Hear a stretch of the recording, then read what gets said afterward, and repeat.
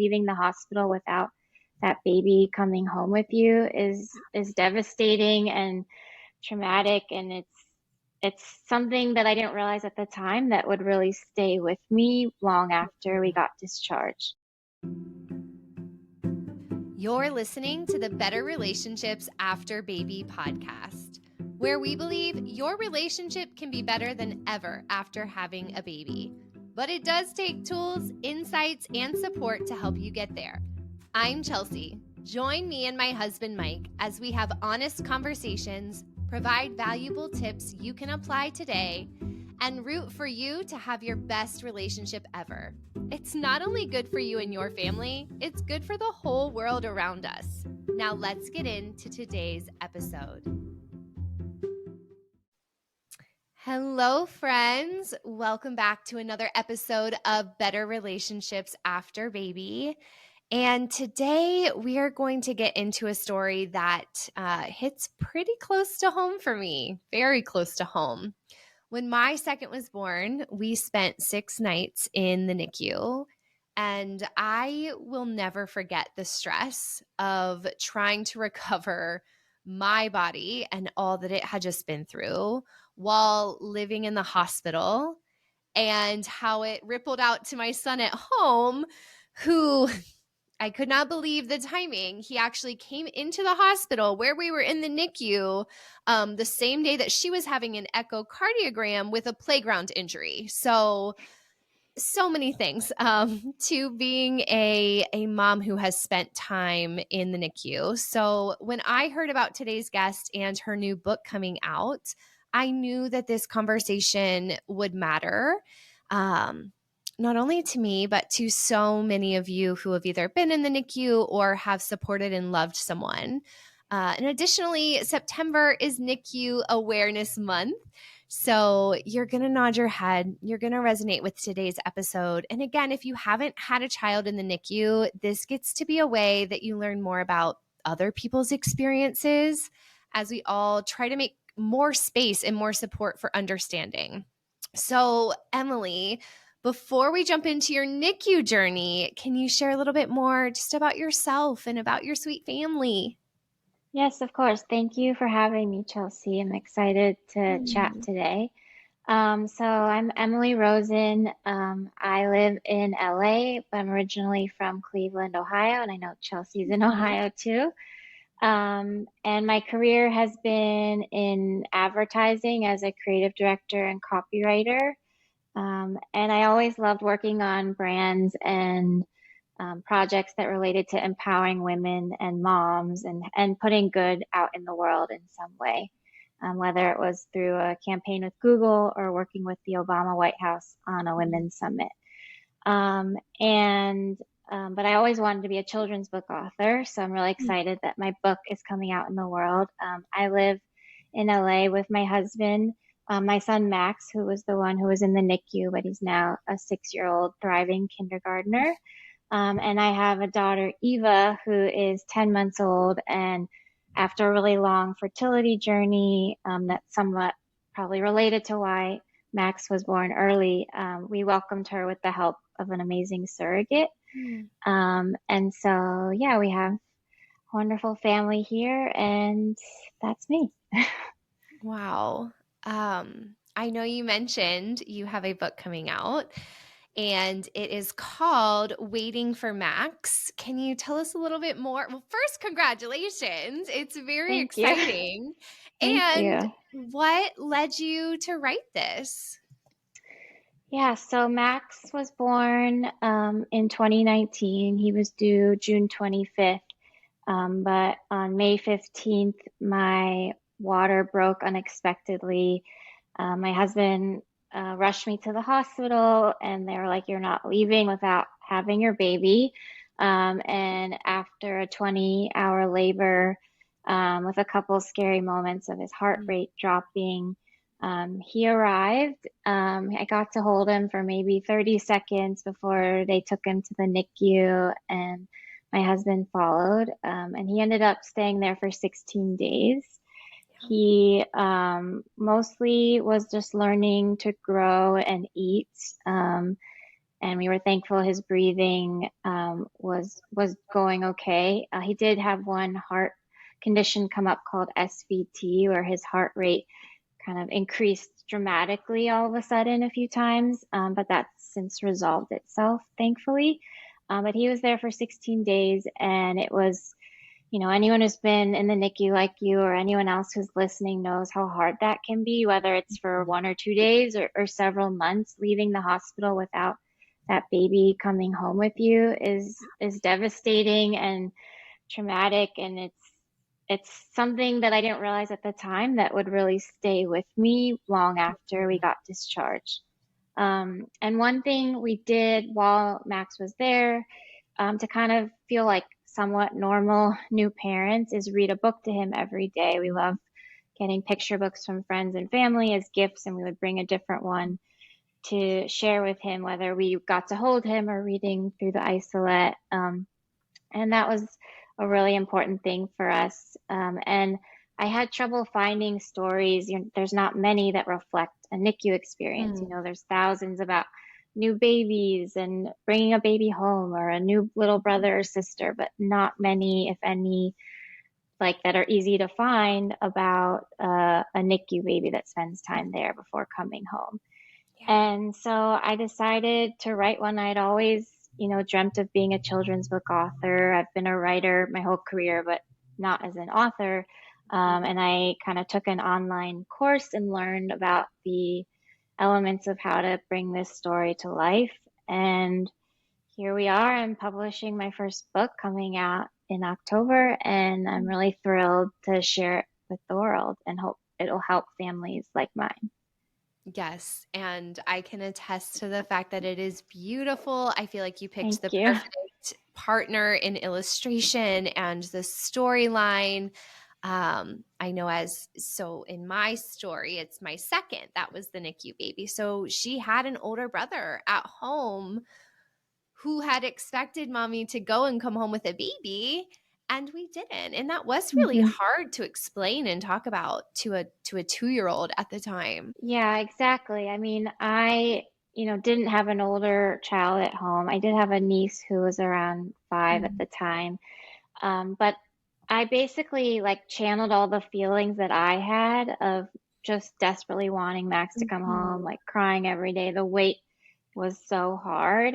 And I'm sure it's even harder for a child that doesn't have a good concept of time or doesn't fully understand what's going on. And so this book is really for people who have older kids at home, or a niece or nephew, or a next door neighbor kid that's been waiting for the baby. Any kid that's in that NICU baby's life, to really help explain what's going on. It explains a few of the elements of the NICU, not every element, because obviously every story is different. But the feeding tube, the isolette, the monitors, so they kind of get a lay of the land and feel empowered by that knowledge. But it also is done in a really kid-friendly way that doesn't scare them, and brings them into the story with some hope and smiles and creativity as well. I can't wait to start hearing the reviews from families on that. But Thank you.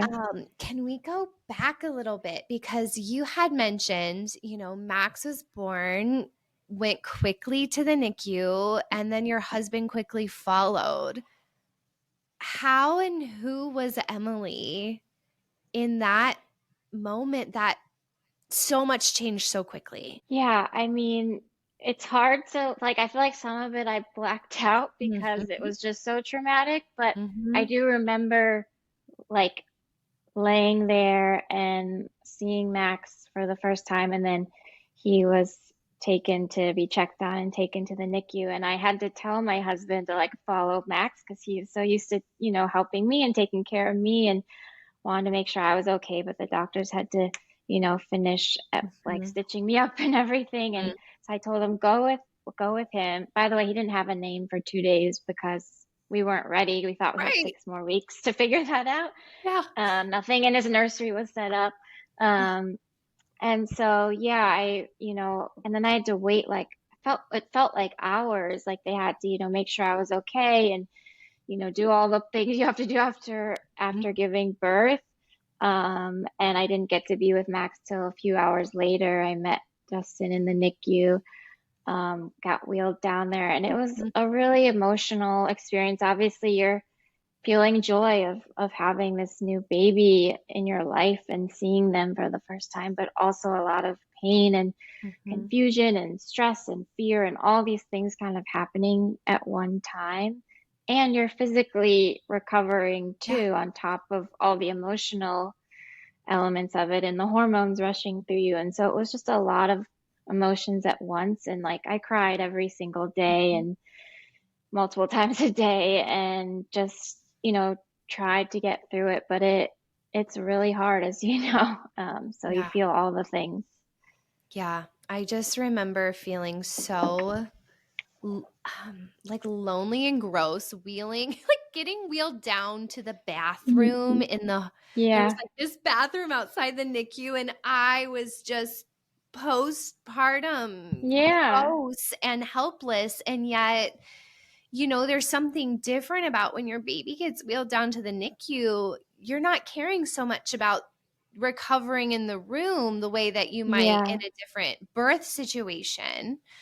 You're just like desperate to get down there and be with them. definitely. I felt that all the time. And like, you have to do certain things when you're recovering. They have to help you recover Mhm. yourself too. So you can't be down there every second holding your baby. And a lot of people don't get to hold their baby in the Right. NICU right away either. And so it's kind of working through the fact that this didn't go the way you thought it was going to go. I had, plans to pack a bag. We didn't have a bag packed yet. And I had thoughts of playing music and all these things. And like, none of that Yeah, happened. And like, at the time, you're just like, okay, I just want to make sure my baby's okay. But it's just a lot to deal with at once that sure. you didn't expect, especially if you don't know much about it. I had a couple of people I knew had NICU babies, but I didn't know that much about it. And before Max even arrived, one of the neonatologists came in my room to explain, like, okay, this baby is going to be born early. Mm, They'll need to spend time in the NICU. We may need to do these such and such things. And like that was all just like a lot of oh, information yeah, like that I didn't expect or fully understand right away. And so it's just so much at once.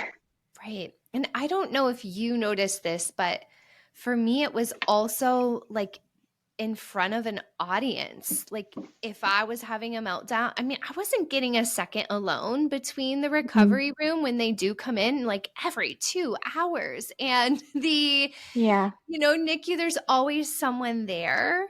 Um, I Yeah, guess in always.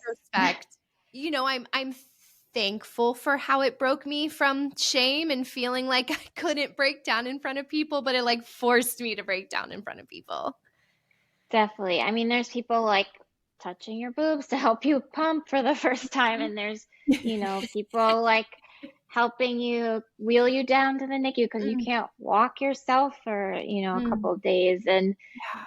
yeah, I was breaking down constantly to nurses and doctors and, whoever like was there helping us at the time.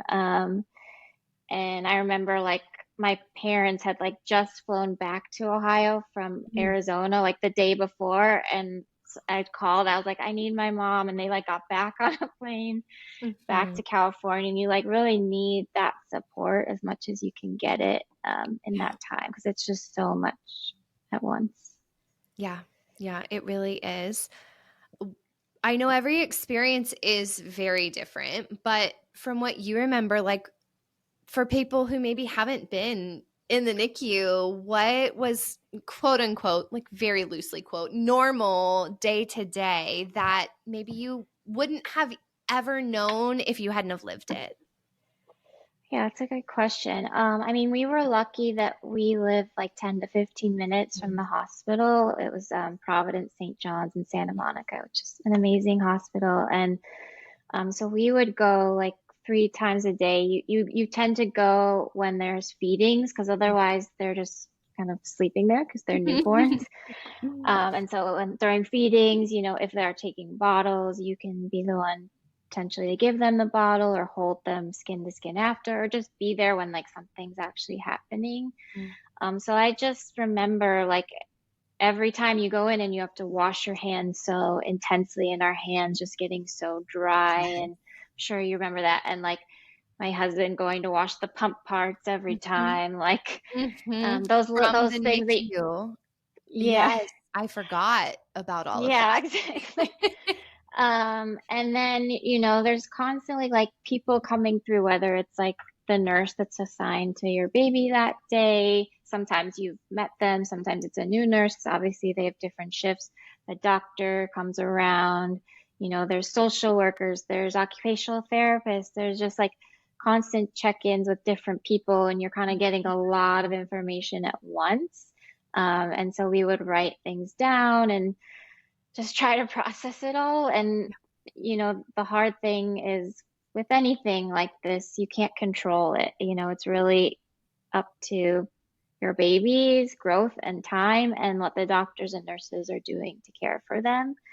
And obviously, you can be a great advocate, but just kind of being able to like sit and take it all in for a second is really important too.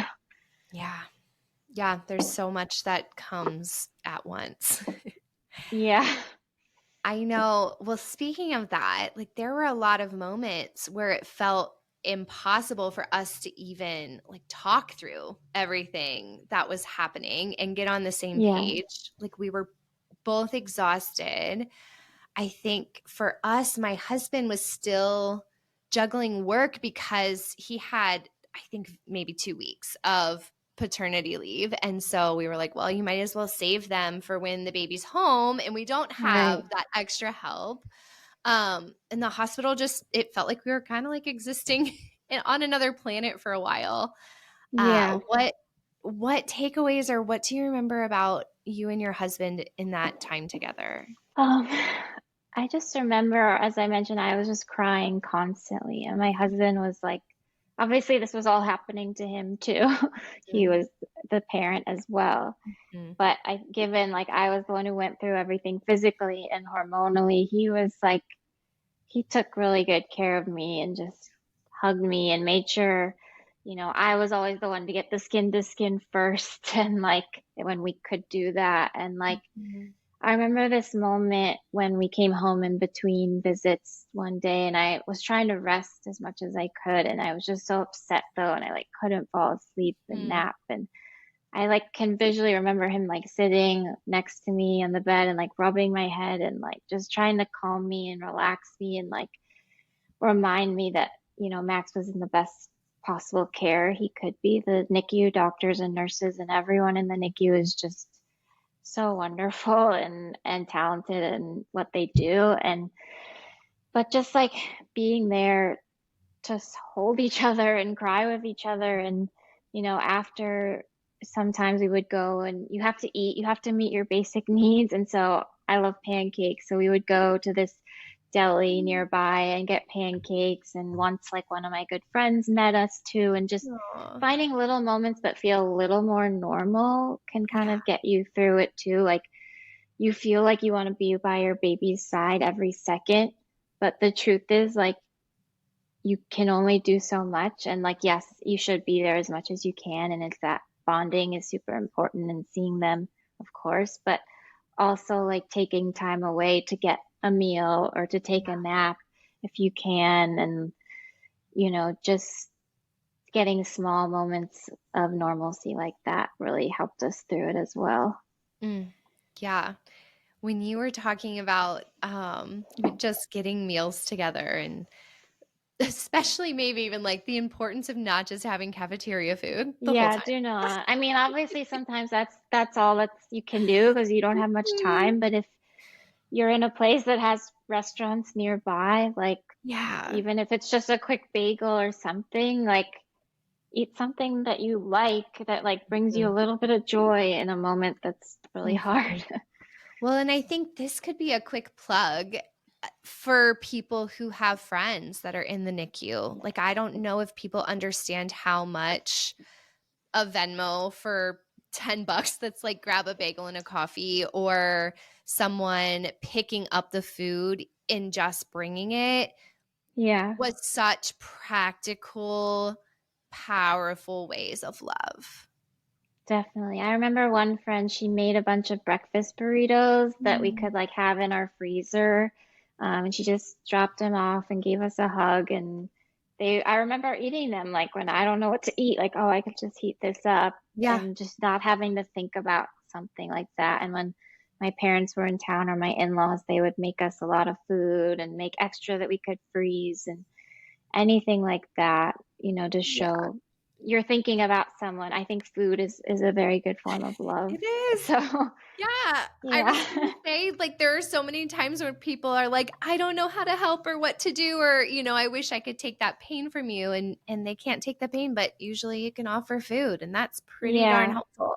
I think just, yeah, food or like checking in and not asking like when is the baby gonna come home because Yeah. you don't really know until a day or two before that might happen with Max. Like he had to eat all his bottles, no feeding tube for Mhm. 48 hours before he could come home. And so we didn't know that was starting until, that process started and he was doing really well. Like, oh, this could happen in a Mm. couple of days. So just asking, just checking in and asking how you are versus like too many questions about the status of the baby, I Yeah. think is a good tip as well. Yeah. And what, if you don't mind sharing on a personal level, what have you learned about caring for yourself and taking up space or accepting help from other people through, not only Max's journey, but then having a second child and motherhood in general? Yeah, I think I've been through therapy. I have a really wonderful therapist who Mhm. also had a NICU baby, Yeah. and she's really helped me through all this through the NICU. I mean, I started seeing her 4 months postpartum through all my fertility Mhm. journey. I think a few things. I think the first is like self-compassion and like not blaming yourself for so long. I've like blamed my body and my uterus like for this baby Mhm. coming early and like for when I had struggles to have a second baby, like, oh, I did something wrong or I, Mhm. was too stressed. But like that's not why these things happen. These are medical things that like are out of our control. Again, going back to the idea of control and like that's really hard for me. It's really hard for most people to accept. Mhm. But like having compassion that you're doing the best you can, and I think assuming that your partner is also doing the best they can with their best intentions, Mhm. is really important. I'm not always doing that, but trying to do that as much as I can. Hey, friend, if you have little ones at home or on the way, you need more than just parenting tips and stroller recommendations. You need support that actually strengthens your relationship, protects your peace, and helps you feel like a team. That's exactly what we do at Postpartum Together. Through coaching, workshops, and VIP couples weekends designed to meet you right where you are. If you're ready to stop just surviving and start building something stronger together, book a free call with us using the link in the show notes.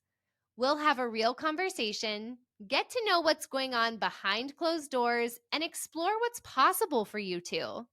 Because you deserve a relationship that's not just holding on, but growing deeper, steadier, and more connected than ever. And we can help you get there. And the word should Mm. is really hard. I think it's related to the self-compassion, like it should have gone this way or I should have Mhm. done this. Like you can't change what happened. It did happen, and it's really hard what happens sometimes, but Yeah, and this is much easier said than done. Like I've done of all course. the opposite of all these things. But these are things I try to like think about when I'm going through a hard thing, especially as a mom. Yeah. I know you hit on this a little bit earlier, but at what point in your journey did you decide that this story that you had been through would become something you share with the world through a book? Yeah, so I took this online course I mentioned in 2021. Like in COVID, I was like, I need like some sort of other creative outlet, and it was like this easy online thing to do. And that's when I first started thinking about all different ideas for books. But this idea just kept rising to the top of like, I want to tell this story that we've been through, that, 1 in 10 babies go to the NICU. So many families deal with this, 350,000 babies a year in just the US. And so I really wanted to share that. I've had a career of storytelling through advertising and other ways, and this was always another way I wanted to tell a story. And always loved Mhm. reading books to Max and to my nieces and nephew and all of that. So yeah, I just started writing and, found this way to tell a story that felt kid friendly. Basically, in the book, this older sister doesn't want to wait for her brother to come home. And as she learns about elements of the NICU from her parents, she kind of uses her imagination to turn those into ways to bring her brother home herself. So, like, the Mhm. isolette becomes a spaceship he'll fly home in, or the feeding tube becomes a zip line he can swing home on from the hospital. So just finding these ways to, help kids through this and validate their questions and their emotions. And I also thought of it as like a way to be a conversation starter for parents or grandparents or Yeah. best friends that, their kids are going through this, and it's really hard. You're already going through something so hard with a baby in the NICU. So to have a tool to help with that aspect of it. Oh. I told you I was going to cry, Emily, and I did not expect it to be the feeding tubes and isolette that got me. Oh, yeah, I know. It's like you don't think you like once you're out of there, like the feelings Mm. of the NICU stay with you, but you don't always think about every little detail. Like, and I had the medical director of the NICU where Max was actually reviewed the book before we printed it. He made sure all the chords were accurate Yeah. and also just gave his thoughts. And it was really wonderful, and he loved it. And he was like, "Do you want to come in the NICU?" And I was like, okay, I hadn't been since Oh, 2019 when Max was uh-huh. discharged. I've been in that hospital. My daughter was born there, and but never in the NICU Mhm. since then. And all the feelings came flooding back, like seeing all the Mhm. isolates and the nurses and all these little things that were like such a part of your life for whether it was 2 days or several months. And like, Yeah. yeah, so I get it. Like it's all I never knew when I was in the NICU that it would stay with me for like probably forever. Like Oh, yeah. imagine when Max is, 50 years old, like I'll still be like it'll still be with me a bit. Like, Yeah. and it's a really hard time, but it's a club none of us wanted to be a part of, but we Yes. are, and it's a shared experience of so many parents. Yeah. Yeah. I Sorry to make you realize, cry. like oh, no, no, no, don't apologize. It's like you're already your hormones are absolutely everywhere, right? Yeah, Like, we they're know that that bonkers. happens after birth, and then you go into this room with this continual beeping, all nonstop, multiple machines beeping, and then people are telling you about body parts you didn't know existed in conditions that you can't even pronounce, and you're like, Yeah. I'm the parent here, Yeah. and it's a lot. It's so much when you're in there, and every element of the hospital is a lot. I think the one that got me the most was, we would walk through the lobby every time we would go to the NICU or leave. And, the hospital where Max was born has a great labor and delivery, and so lots of babies are born there, a lot Mhm. full term healthy babies. Mhm. And so you see these other parents Mhm. leaving with their kids and you're not. And like that really, now I'm gonna cry. Yeah. That really, like, you're so jealous. And like, obviously you feel some happiness for these people, but you also feel Mhm. so much like why it's not fair and why don't I get to be doing that today. And so, yeah, every element of being there can really trigger you and make you feel all sorts of things. I remember when we did get to bring Max home, and they still wheel you in a wheelchair even though you're like fully recovered because of the baby. But so they wheeled me to the lobby, and he had his sister and brother and his brother's husband like all there like with like welcome baby signs to like really make the moment like really special, and that was Mhm. really beautiful. And just like I don't know, we got to have our moment too. It just took Yeah. a little longer than most people. Uh-huh. So yeah. Oh my goodness. Anything else like that you and your husband maybe wouldn't have learned if it weren't for that time together, or for better or for worse, right? Like we see all sides of ourselves through big tough Yeah. experiences. I mean, I think in two ways. One is like you learn a lot about taking care of your baby in the NICU that you wouldn't have Yeah. gotten otherwise as a first time parent, especially like I learned how to bathe my baby. I learned Wow. different feeding positions, and like they helped me learn how to breastfeed a bit, though that was really difficult for a while. And so like remember that like that's not something everyone gets. And obviously Hmm. it's, you'd rather just be home with your baby right away, Right. but it does help to like have this knowledge from these trained experts.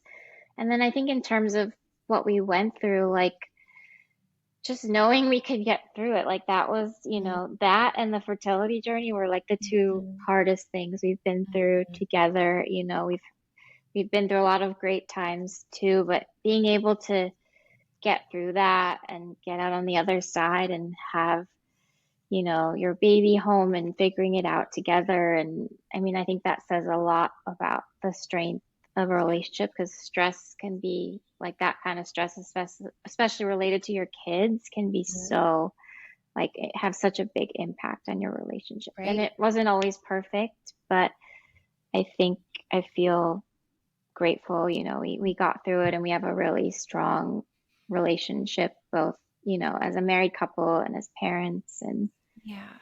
yeah. Okay, Emily, if someone is listening to this conversation, like I love podcasts because you never know who's going to find it in the middle of the night, Right. like in a moment. So Yeah. I'm going to assume that there's someone who's going to listen to this while they're sitting in that.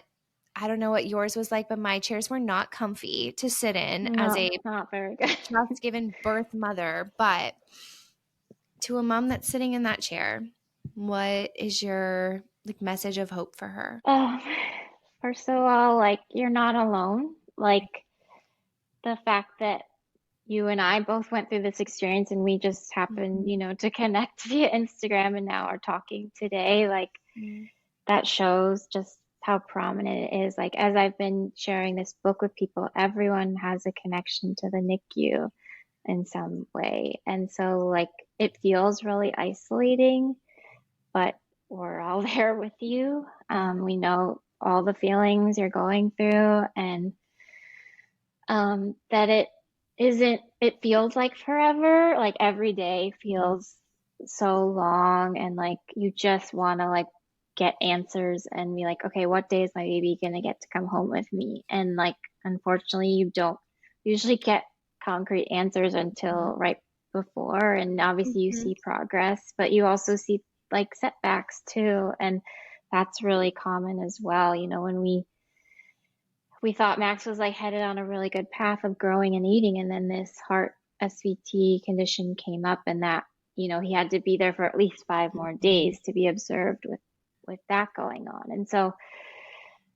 just feel your feelings, don't be too hard Mhm. on yourself, and let yourself take a break as well. Yeah. It doesn't make you a bad parent. If anything, it makes you a good parent, because I know myself and I'm a better mom when I have stuff I'm doing, whether it's just sitting and having a meal or working on something that I'm excited about, and or taking a nap when you're in the Oh NICU, yeah. like just little things that make you feel like you just for a few minutes, I think. And Or yeah, I don't know what else. Yeah, I think one thing I would add was just getting out and getting a little sunshine, like 2 minutes Yes, or 5 minutes of sunshine on my yes. face after being in, the fluorescent Yeah, there's lighting no and the windows. constant stimulation. I was a new human when I was able to just get a little sun on my Yeah, face. that's a great tip too. Yeah, Mhm. the hospital where you were has this little like rose garden. You could just kind of, Oh, it's just like a tiny little path, but just yeah, the sun and moving your legs if you're physically able for a few right. minutes. Like yeah, even when I was home when I wasn't with Max at the NICU, I would try to walk. It started with just Mhm. on my block and then started Yes. a few more blocks and like that really brings calm and regulates you as Yeah. well. Yeah. Well, thanks. That was great. Your book is coming out October 21st. Yes. So, a couple of questions on that. One, like, where will people be able to find it? Who do you hope finds this book and finds solace in it? What are you excited about for the next few weeks? I'm so excited. It's a dream come true. I'm really thankful for my publisher, the Collective Mm. Book Studio, and Simon and Schuster's distributing it. So it'll be everywhere. It's already available for pre-order. If you want to order it now, it's on Amazon, Barnes and Noble, from your local bookstore, from the Collective Book Studio site, wherever you like buying books, it'll be there. So pre-order now, or it'll be available October 21st. And I'm just really hoping that it, as I mentioned, it can be a helpful tool for any family going through it, whether you do have an older sibling at home or a niece or your friend's kid that wants to understand it. I want it to just bring a little bit of information, a little bit of hope and empathy to all of those people in libraries or in schools as a tool for kids that come in and are going through it as well.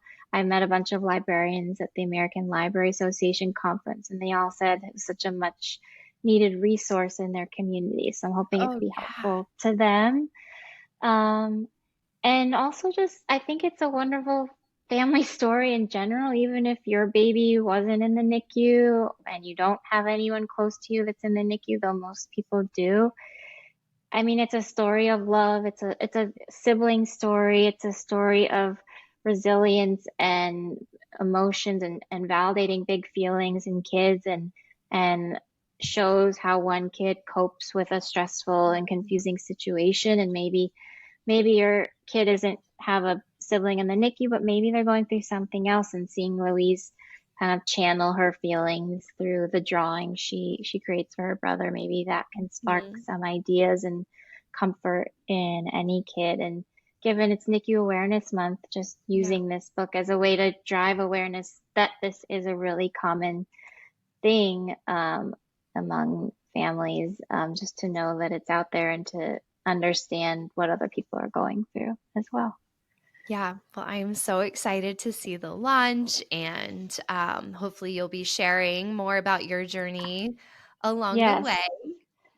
Yes, you can find me on Instagram at Emily Rosen Creative, or TikTok, emily.rosen.creative. I'm sharing some of my story as a mom and our NICU story, as well as story as a debut author. So I'd love for you Yeah. to follow along. Yeah, so many congrats. One of my best friends just Thank finished a you. first draft of her novel yesterday, and I was like, "My Amazing. goodness, I cannot." Yeah, like the work and the refining and the heart that goes into that, on any type of creation you're bringing into the world. You're bringing something new into the world for the first time. It just blows my mind. Yeah, thank you. Yeah, it's definitely, I mean, a novel is a whole other level of writing. Like, so I'm sure it took a really long time for your friend to finish that. So congrats to her. But yeah, it's such a process. And then, with a picture book, getting the illustrator, we had an amazing illustrator, Esther Diana, who just really brought this to Mm. life so Yeah. beautifully and warmly for kids. And so it's a whole process bringing a book into the world. Like it's kind of like my third baby now. Yep. So I'm really excited for people to see it. Oh, well, Emily, thank you so much for showing up openly with us.